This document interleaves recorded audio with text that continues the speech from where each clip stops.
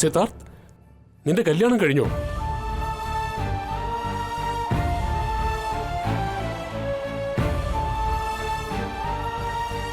അയ്യോ, അടുത്ത വീട്ടുകാരോടൊരു വാക്ക് പോലും പറഞ്ഞില്ലല്ലോ.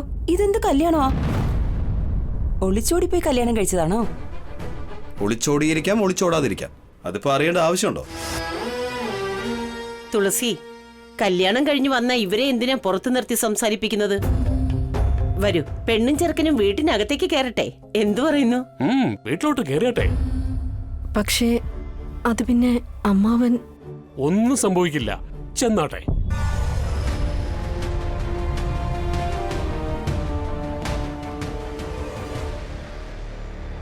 അങ്ങനെയാണെങ്കിൽ വീട്ടിനകത്തോട്ട് കയറ്റില്ലെന്നാണോ പറയുന്നേ?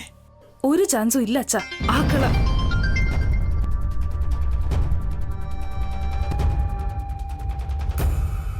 ഏയ് സന്ധ്യ, നിനക്കൊരു കാര്യം അറിയോ? നിന്റെ ചേട്ടൻ ആരോടും പറയാതെ കല്യാണം കഴിച്ച് വന്നിരിക്കുവാ. അറിയാ. ഇപ്പൊ അവർ രണ്ടുപേരും എവിടെയുള്ള? വീട്ടിനടുത്ത് എത്തിയിട്ടുണ്ട്. പക്ഷെ കതക് പൂട്ടിയിരിക്കുവാ. നിങ്ങളുടെ മുത്തച്ഛൻ അകത്ത് തന്നെയുണ്ട്. അറിയാ എനിക്ക്. അവരെ രണ്ടുപേരെ നട റോഡിൽ തന്നെ നിർത്തുമെന്ന്. അത്ര പെട്ടെന്നൊക്കെ ആ കിളവൻ എങ്ങനെയാ അവരെ സ്വീകരിക്കുന്നേ? എന്റെ മുഖം പോലും നോക്കാതെ എന്നെ അപമാനിച്ചില്ലേ? അവർക്കും ആ ഗതി തന്നെ ഉണ്ടാവും. നീ നോക്കിക്കോ. അല്ല, നീ ഇപ്പൊ എവിടെയുള്ള? നിങ്ങളുടെ വീടിന് മുന്നിൽ തന്നെയുണ്ട്. ഇങ്ങനെയൊരു നാടകം ഞാൻ മിസ് ചെയ്യോ? ഞാൻ അടുത്ത് തന്നെ നിന്നാ ഫോൺ ചെയ്യുന്നേ. അതെന്തായാലും നന്നായി. അവിടെ എന്ത് നടന്നാലും അതെല്ലാം ലൈവായി അറിയിച്ചോണ്ടിരിക്കണം. കോള് കട്ട് ചെയ്യണ്ട. ഞാൻ ഇവിടെ ഇരുന്ന് തന്നെ എല്ലാം കേട്ടോളാം. ശരി.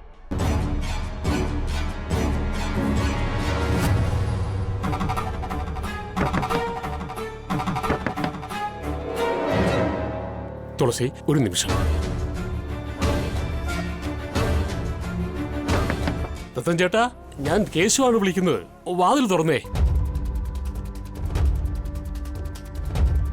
പാവം, ഒരുപാട് വിഷമിക്കുന്നുണ്ടാവും. അദ്ദേഹത്തിന് ആരോടാണോ ദേഷ്യമുള്ളത്, അയാൾ വിളിച്ചാൽ ചിലപ്പോ കഥ തുറന്നേക്കാം. അമ്മേ, ഞാൻ വിളിക്കാം. മുത്തശ്ശ, മുത്തശ്ശ, മുത്തശ്ശ കഥ തുറക്ക്. ഞാൻ തെറ്റാ ചെയ്തേ. അതിന് മുത്തശ്ശന് എന്ത് ശിക്ഷ അതല്ല ഞാൻ സ്വീകരിച്ചോളാം. പ്ലീസ് വാതിലൊന്ന് തുറക്ക് മുത്തശ്ശ.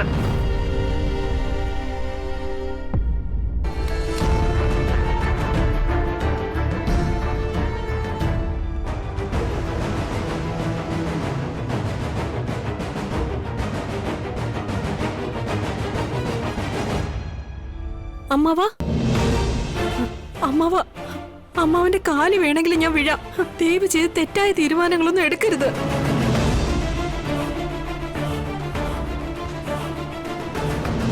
അമ്മാവൻ അങ്ങനെ എന്തെങ്കിലും ഒരു തീരുമാനം എടുത്താൽ ഞാനും അതേ തീരുമാനം തന്നെ എടുക്കും. അമ്മാവ,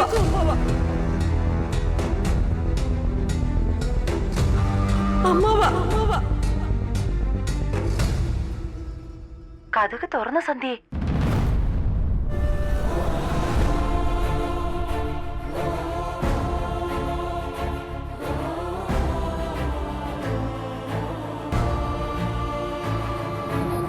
ദത്തൻ ചേട്ടാ, വീട്ടിലേക്ക് വന്നില്ലേ? പുറത്തു നിർത്തി സംസാരിക്കാതെ അകത്തേക്ക് വിളിക്കേ. നിങ്ങളുടെ പേരക്കുട്ടിക്ക് തെറ്റായ ഉദ്ദേശം ഉണ്ടായിരുന്നെങ്കിൽ അവൻ വീട്ടിലേക്ക് ഒരിക്കലും വരില്ലായിരുന്നു. അങ്ങനെ അവൻ എവിടേക്കെങ്കിലും പോകില്ലായിരുന്നോ? ചേട്ടാ, നിങ്ങൾ അവനോട് ക്ഷമിച്ച് ദയവ് ചെയ്ത് കതക് തുറക്കേട്ടാ. അതെ ദത്തൻ ചേട്ടാ, കുട്ടികൾ ഇങ്ങനെ ചെയ്തതിന് ഇത്രയും പിടിവാശിയുടെ ആവശ്യമൊക്കെ ഉണ്ടോ? അമ്മാവ, അപ്പുവിന്റെ കല്യാണക്കാരി എനിക്ക് അറിയില്ലായിരുന്നു. അമ്മാവ,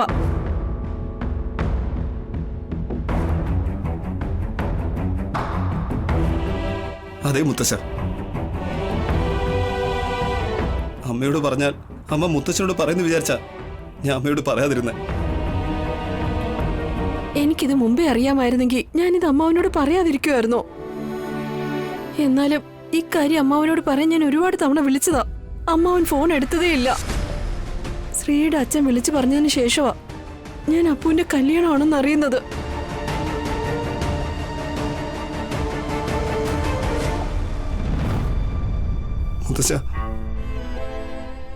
മുത്തശ്ശൻ എന്നെ എന്ത് വേണമെങ്കിലും പറഞ്ഞോ, ഉറക്കം തൂങ്ങുന്ന എന്ത് വേണമെങ്കിലും വിളിച്ചോ. പക്ഷേ എനിക്ക് മുത്തശ്ശന് ഒരുപാട് ഒരുപാട് ഇഷ്ടം. അതുകൊണ്ടാ മുത്തശ്ശൻ വിഷമിക്കുന്നു വിചാരിച്ചിട്ടാ ഞങ്ങൾ പ്രേമിക്കുന്ന കാര്യം 3 വർഷമായിട്ടും പറയാതിരുന്ന. മുത്തശ്ശനെ എങ്ങനെയെങ്കിലും പറഞ്ഞ് സമ്മതിപ്പിക്കാന്നാ ഞാൻ വിചാരിച്ചത്. എന്നാ ഇന്നലെ മുത്തശ്ശൻ കല്യാണത്തിന് സമ്മതിക്കില്ലെന്ന് പറഞ്ഞപ്പോ ഞാൻ ഒരുപാട് ടെൻഷനായിപ്പോയി.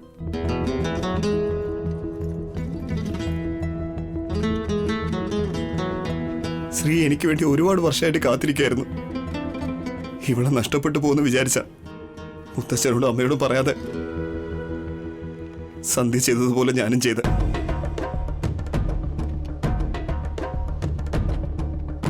ദയവ് ഇത് ഞങ്ങളോട് ക്ഷമിക്കും മുത്തശ്ശ.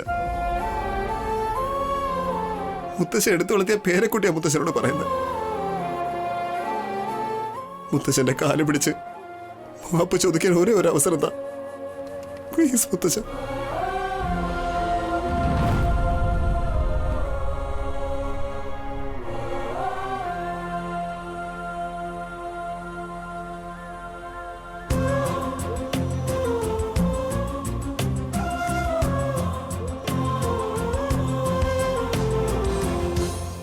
മെയിൻ ഡോർ ഓപ്പൺ ചെയ്ത് സന്ധ്യേ.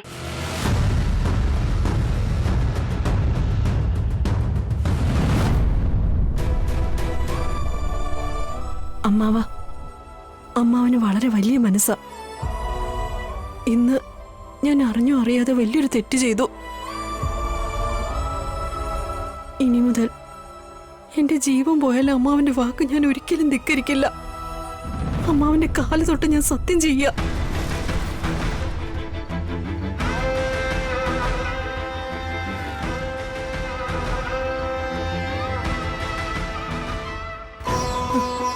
അമ്മാവ അമ്മാവ അമ്മാവ അമ്മാവ വാതില് തുറക്ക. അമ്മാവ അമ്മാവ ദയവ് ചെയ്ത് വാതില് തുറക്ക്.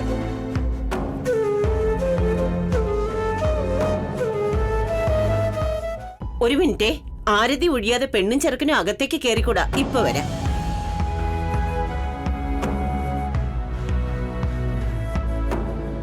അമ്മാവ മോളെ തുളസി, വാ ഇങ്ങോട്ട്.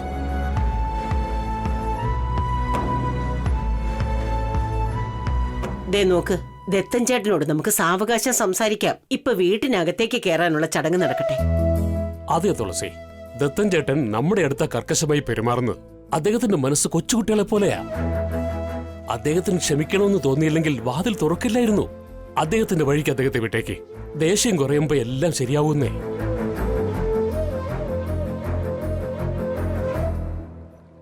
എല്ലാം കേട്ടല്ലോ അല്ലേ? ഛേ, ആ കിളവന് എന്റെ അടുത്ത് മാത്രമേ ദേഷ്യമുള്ളെന്ന് തോന്നുന്നു.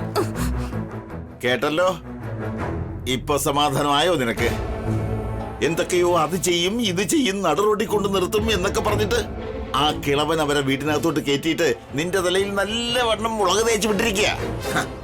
അവസാനിച്ചു, എല്ലാം അവസാനിച്ചു. എന്നിട്ടും എന്തോ അത് ചെയ്യും ഇത് ചെയ്യും എന്നൊക്കെ പറഞ്ഞുകൊണ്ടിരിക്കുക.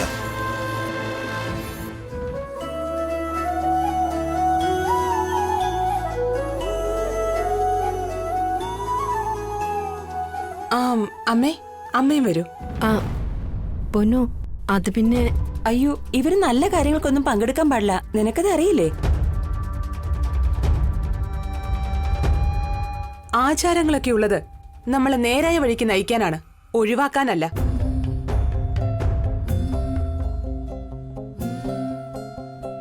നല്ല മനസ്സുള്ളവരാരായിരുന്നാലും ശുഭകാര്യങ്ങളൊക്കെ ചെയ്യാം. അമ്മേ, ദൈവം പ്രതീക്ഷിക്കുന്നത് ആചാരങ്ങൾ അതേപടി ചെയ്യാനല്ല, ശുദ്ധമായ മനസ്സോടുകൂടി ചെയ്യാനാണ്. ആ ശുദ്ധമായ മനസ്സ് എന്റെ അമ്മയ്ക്കുണ്ട്. വരൂ.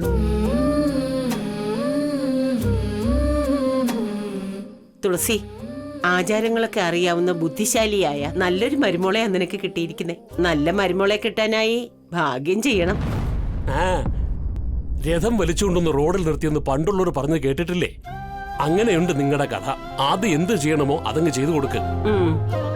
തുളസി, വാ മോളെ, ഇത് പിടിക്ക്.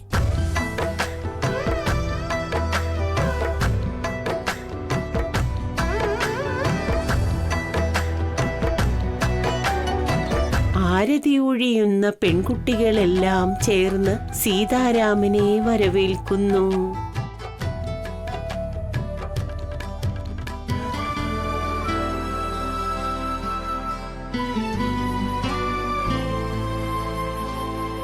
പൊന്നു, വലതുകാലം എടുത്തു വെച്ച് അരി ശർക്കരയും മറികടന്നു വാ.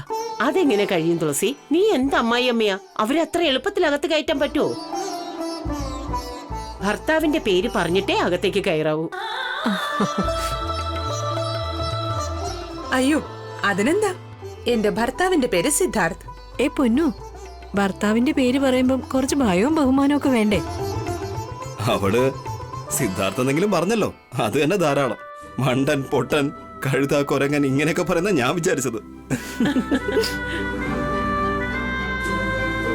വലതുകാലം അകത്തേക്ക് വെച്ച് കയറി വരും മോളെ.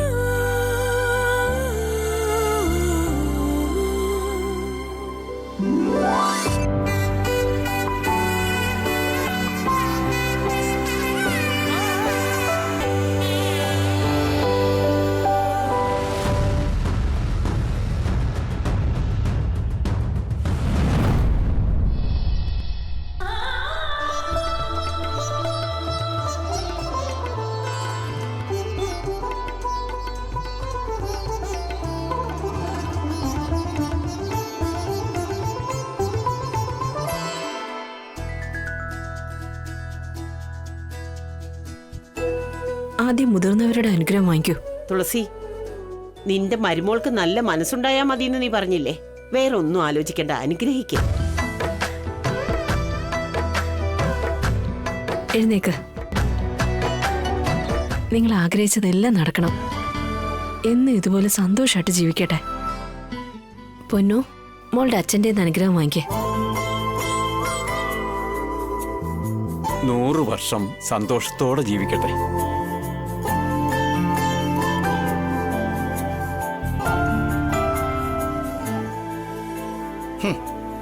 ഗർഭഗൃഹത്തിലെ ദൈവത്തിനോട് ആശീർവാദം വാങ്ങാതെ കണ്ണിക്കണ്ട പൂജാരിമാരുടെ കയ്യിൽ നിന്ന് ആശീർവാദം വാങ്ങിക്കൊണ്ടിരിക്കുക.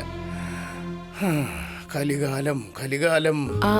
എല്ലാരും ഒരു മിനിറ്റ് ഇരിക്കേ, ഞാൻ കോഫി ഇപ്പൊ എടുത്തിട്ട് വരാം. ഒരു മിനിറ്റ്.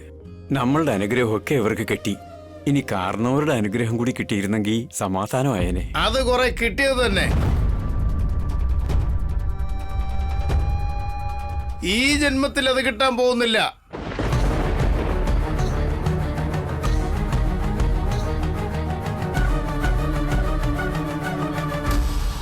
അദ്ദേഹം ഭയങ്കര ദേഷ്യത്തിലാണെന്ന് തോന്നുന്നു.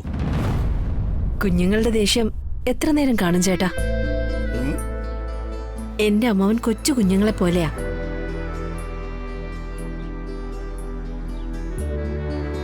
അദ്ദേഹം എങ്ങനെയുള്ള ആളാന്ന് എനിക്കും അപ്പൂനും മാത്രമേ അറിയൂ.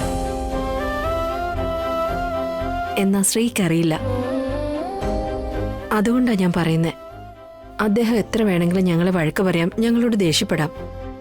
പക്ഷെ അതിനൊക്കെ അപ്പുറമായി അദ്ദേഹത്തിന് ഞങ്ങളോട് വലിയ സ്നേഹമാണ്. എന്റെ ഭർത്താവ് എന്നെ വിട്ട് പോയപ്പോ സന്ധ്യ കൈക്കുഞ്ഞായിരുന്നു. അപ്പൂന് 3 വയസ്സും. അന്ന് എന്ത് ചെയ്യണമെന്നറിയാതെ ഞാൻ കരഞ്ഞുകൊണ്ടേയിരുന്നു.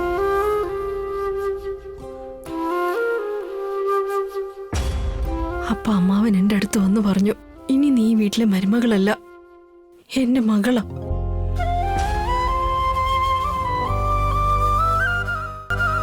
നിങ്ങളെ നോക്കേണ്ട ഉത്തരവാദിത്തം എന്റേതാന്ന് പറഞ്ഞു.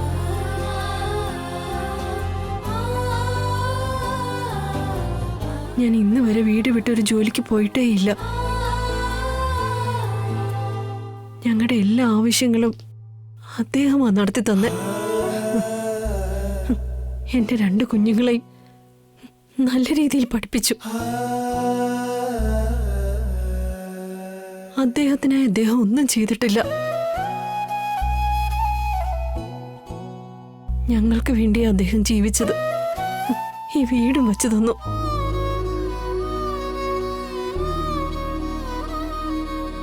ഒരു ദിവസം രാത്രി സിദ്ധാർത്ഥ് പനി കൊണ്ട് വിറച്ചു കിടക്കുമ്പോ വെളിയിൽ ഇറങ്ങാൻ പറ്റാത്ത രീതിയിൽ മഴ പെയ്യുന്നുണ്ടായിരുന്നു. ഒരു ഓട്ടോ പോലും കിട്ടിയില്ല. പക്ഷെ അമ്മാവൻ ഒരു കയ്യില് കൊടയും ഒരു കയ്യില് സിദ്ധാർത്ഥിനെ എടുത്തുകൊണ്ട് ക്ലിനിക്ക് വരെ അദ്ദേഹം 4 കിലോമീറ്റർ നടന്നു.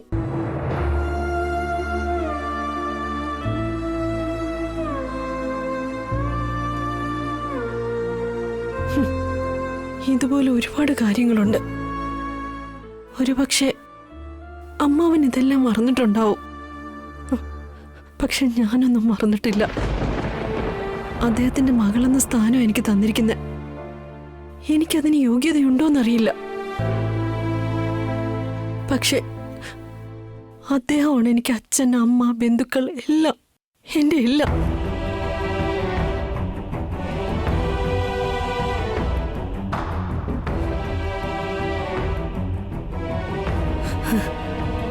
എല്ലാവരും വിചാരിക്കുന്നുണ്ടാവും എനിക്ക് അമ്മാവനെ കണ്ട പേടിയെന്ന്. അത് പേടിയല്ല, ബഹുമാനമാണ്.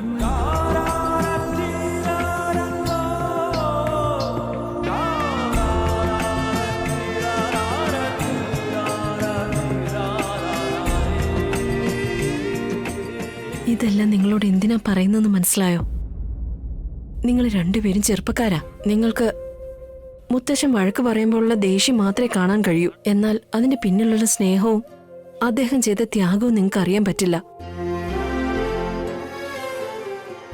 ഇനി എപ്പോഴെങ്കിലും നമുക്കിടയിൽ ഒരു വാക്കുതർക്കം ഉണ്ടായേക്കാം. നിങ്ങൾ എന്നെ എന്തു വേണമെങ്കിലും പറഞ്ഞോ, അതെനിക്ക് പ്രശ്നമല്ല. പക്ഷേ അമ്മാവനെ മാത്രം ഒന്നും പറയരുത്.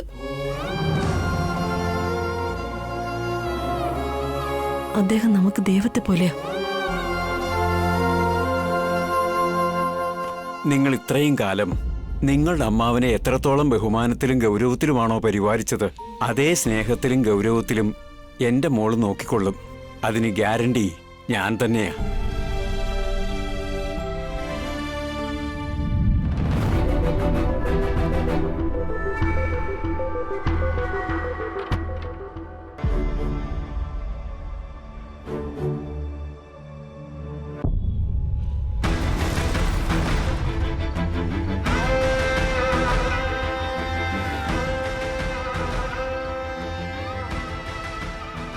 എടാ ഉറക്കം തൂങ്ങി, എത്ര ധൈര്യം ഉണ്ടോടാ നിനക്ക്? നാട്ടിലുള്ള എല്ലാവരുടെ കയ്യിൽ നിന്നും ആശീർവാദം വാങ്ങിച്ചു. എന്നാ വീട്ടിൽ ഇങ്ങനെ ഒരു കാരണവരുണ്ടല്ലോ. ഞാനെന്താ പുറമ്പോക്ക? എന്താടാ ഇങ്ങനെ രൂക്ഷമായിട്ട് നോക്കുന്നേ? നിന്റെ മുഖത്തെന്താ പെയിന്റ് അടിച്ചിരിക്കുകയാണോ? നിന്റെ ഭാര്യയും കൂട്ടിക്കൊണ്ടുവന്ന് എന്റെ കാലിലേക്ക് വീഴടാ.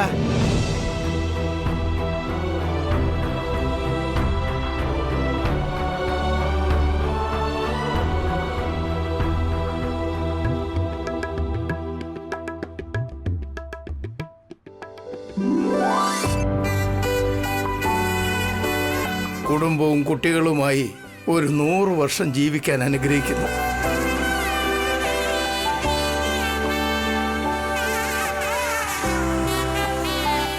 അനിയത്തിയുടെ കല്യാണം നടത്താൻ കഴിഞ്ഞില്ല. എന്നാൽ നിന്റെ കല്യാണം ആഡംബരമായിട്ട് നടത്തണമെന്ന് വിചാരിച്ചിരിക്കുകയായിരുന്നു. ഐ എം റിയലി സോറി മുത്തശ്ശ.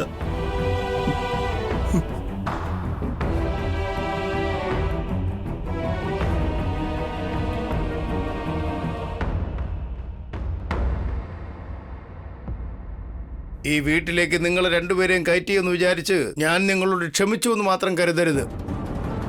നിങ്ങൾ തെറ്റ് ചെയ്തിരിക്കുന്നു. ആ ദേഷ്യം എനിക്കുണ്ട്. എന്നാൽ ഈ നാട്ടുകാരുടെ മുന്നിൽ എന്റെ മരുമകളുടെ അഭിമാനത്തിന് ക്ഷതം സംഭവിക്കരുതെന്ന് കരുതിയാണ് നിങ്ങളെ ഞാൻ ഇതിനകത്തേക്ക് കയറ്റിയത്.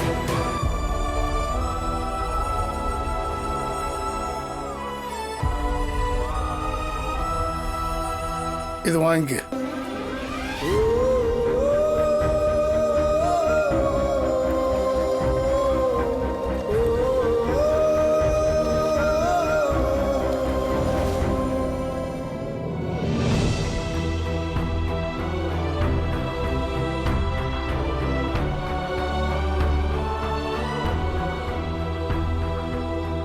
ഞാൻ നേരത്തെ പറഞ്ഞില്ലേ നമ്മുടെ ദത്തൻ ചേട്ടൻ നിഷ്കളങ്കനാണെന്ന്. ഞങ്ങളുടെ ശ്രീ സിദ്ധാർത്ഥന് ഇഷ്ടമാണെന്ന് പറഞ്ഞപ്പോ പയ്യന്റെ വീട്ടുകാരെങ്ങനെയായിരിക്കുമെന്നൊരു വിഷമം ഉണ്ടായിരുന്നു. ഇപ്പോഴാ മനസ്സിലായത് ശ്രീ ഭാഗ്യം ചെയ്തവളാണെന്ന്.